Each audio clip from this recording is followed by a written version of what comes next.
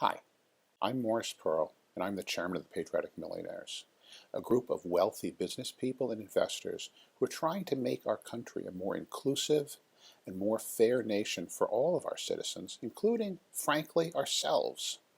Our nation is in transition. Like other transformative moments, people are yelling and screaming and occasionally violent.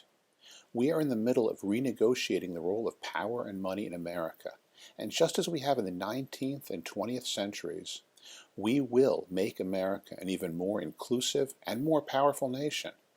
If we do not have this renegotiation, if we do not succeed, we will have a very different America. We will have two nations, one with a very few wealthy people at the top, and another with everyone else.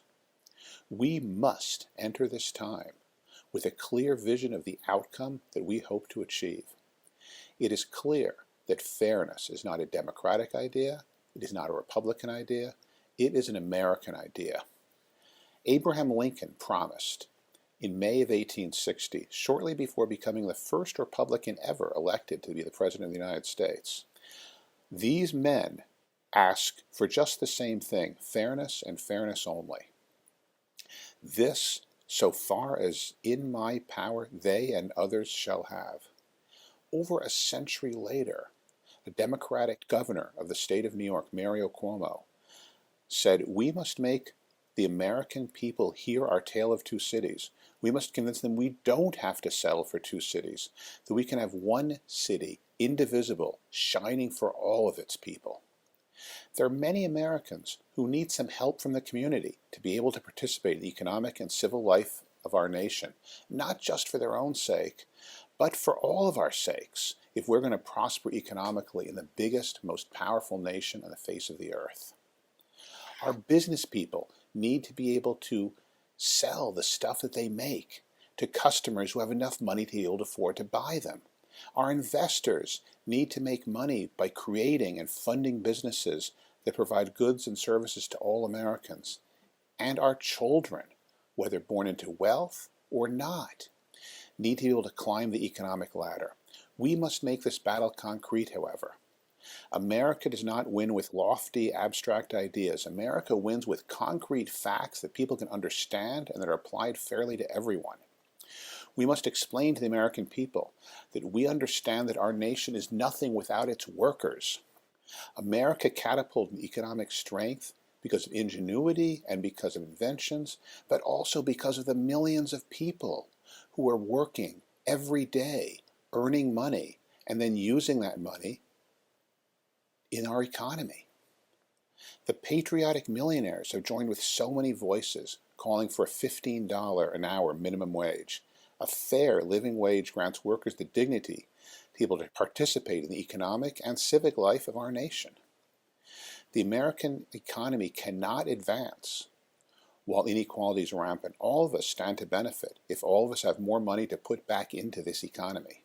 My group, the Patriotic Millionaires, has called the carried interest tax loophole the most egregious poster child of tax loopholes. Everyone from Donald Trump to Hillary Clinton have called for the elimination of this tax loophole. The arguments to keep it open are weak and basically boil down to capitulation to corruption.